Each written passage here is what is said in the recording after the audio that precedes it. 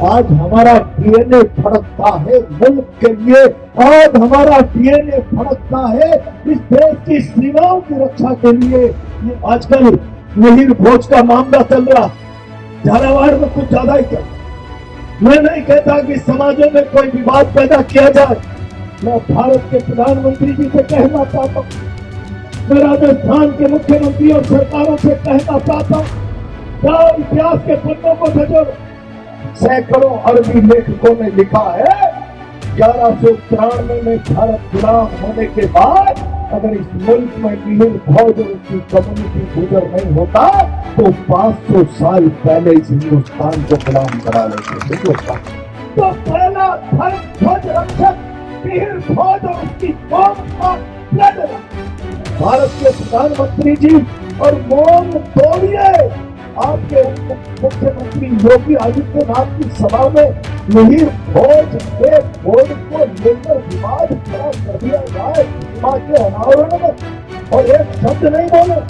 मिहिर भोज इस हिंदुस्तान के हजारों प्रधानमंत्रियों से ऊपर है। आप प्रधानमंत्री हो इसलिए सुरक्षा के भाव से हिंदुस्तान नहीं, आत्मसम्मान और इत्मीनान की नींद सोता है। आप प्रधानमंत्री हो इसलिए नहीं सोता।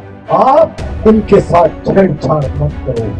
ये मुल्क हम है तो सुरक्षित है, किसी प्रधानमंत्री और मुख्यमंत्री के कारण नहीं।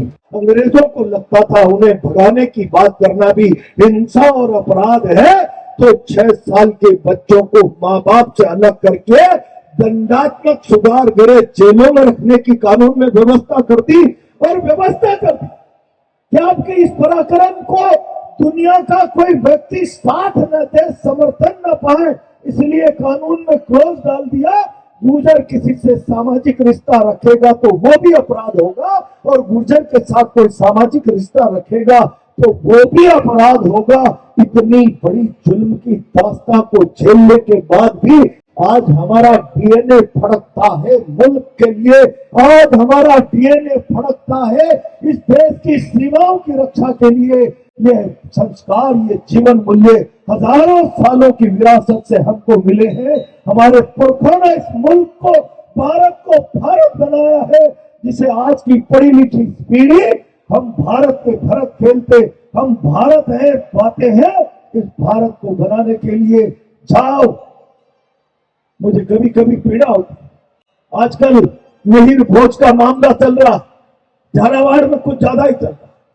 मैं नहीं कहता कि समाजों में कोई विवाद पैदा किया जाए, लेकिन वे धर्म के नाम पर व्यापार करने वाली सरकार राजस्थान में और धर्म के नाम का व्यापार करने वाली सरकारें दिल्ली में ऐसा बना दिया जैसे इस मुल्क में हिंदू मत का ठेका जिनके नाम अब सदियों तक निकल गया है। मैं भारत के प्रधानमंत्री जी से कहना चाहता हूं, मैं राजस्थान के मुख्यमंत्री और सरकारों से कहना चाहता हूं, जाओ इतिहास के पन्नों को सजो। इतिहास के पन्नों को साहित्यकारों की कलम ने किराए के आधार पर अगर दूषित कर दिया तो इस मुल्क के संग्रहालयों में इकट्ठे शिलालेखों को ढूंढो। अगर उन शिलालेखों को ढूंढोगे तो इस मुल्क के पराक्रम की गाथा आपके सामने आ जाएगी, और उस गाथा में कोई पन्ना नहीं जिसमें गुर्जर की पराक्रम की गाथा नहीं। आप जाइए अरबी कंट्रीज में, आज आप हिंदू की बात कर रहे हैं। हमने पराक्रम की गाथाएं, राजाओं के आपसी संघर्ष के आधार पर एक राजा दूसरे राजा से लड़ लेता था, सीमाओं का विवाद हो जाता था। ये कोई पराक्रम की गाथा नहीं है।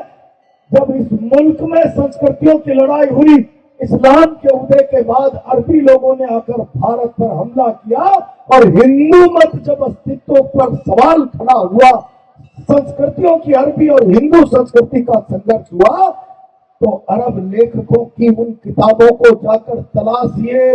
भारत के हिंदू मत का ठेका लेने वाले लोगों, सैकड़ों अरबी लेखकों ने लिखा है 1193 में भारत गुलाम होने के बाद अगर इस मुल्क में मिहिर भोज और उसकी कम्युनिटी गुजर नहीं होता तो 500 साल पहले इस हिंदुस्तान को गुलाम करा लेते। हिंदुस्तान को जब हिंदुस्तान पर उसके अस्तित्व पर संकट आए, तो पहला धर्म ध्वज रक्षक मिहिर भोज और उसकी कौम का ब्लड रहा, उसका पराक्रम रहा, जो इस मुल्क के धर्म ध्वज रक्षक रहे, जिन्होंने इस मुल्क की सीमाओं के लिए, इस मुल्क के आत्मसम्मान और संस्कृति की रक्षा के लिए अनन्य लाखों न जाने कितने बलिदान दिए, आज उनसे विरासत छीनने का प्रयास किया जा रहा है। और मैं आज ये बात करूंगा तो कल कोई पता नहीं कौन सी सेना के लोग पुतले जलाएंगे, नारेबाजी करेंगे और सरकारें उनकी संरक्षण और सेवा चाकरी में मौजूदा व्यवस्था में राजनीतिक अस्तित्व वजूद उनका ज्यादा हो सकता है। मैं उस पर और न मैं उनसे कोई विवाद की बात कर रहा हूं, लेकिन विरासत दूषित हुई गुजर की तो हिंदुस्तान की विरासत दूषित हो जाएगी। हमारी विरासत इस मुल्क की विरासत है, हमारी विरासत इस मुल्क की छाती है, जिस पर गर्व किया जा सकता है, जिस पर नाज किया जा सकता है। उस विरासत को दूषित मत करिए भारत के प्रधानमंत्री जी, और मौन तोड़िए। आपके मुख्यमंत्री योगी आदित्यनाथ की सभा में मिहिर भोज के बोर्ड को लेकर विवाद खड़ा कर दिया जाए प्रतिमा के अनावरण में, और एक शब्द नहीं बोले। मिहिर भोज इस हिंदुस्तान के हजारों प्रधानमंत्रियों से ऊपर है, उनका योगदान इस मुल्क में धर्म और संस्कृति की रक्षा के खातिर न जाने कितने हजारों प्रधानमंत्रियों से ज्यादा है। आप लोगों ने धर्म संस्कृति के नारों का व्यापार करके कुर्सियां सलामत करने का रास्ता बनाया होगा।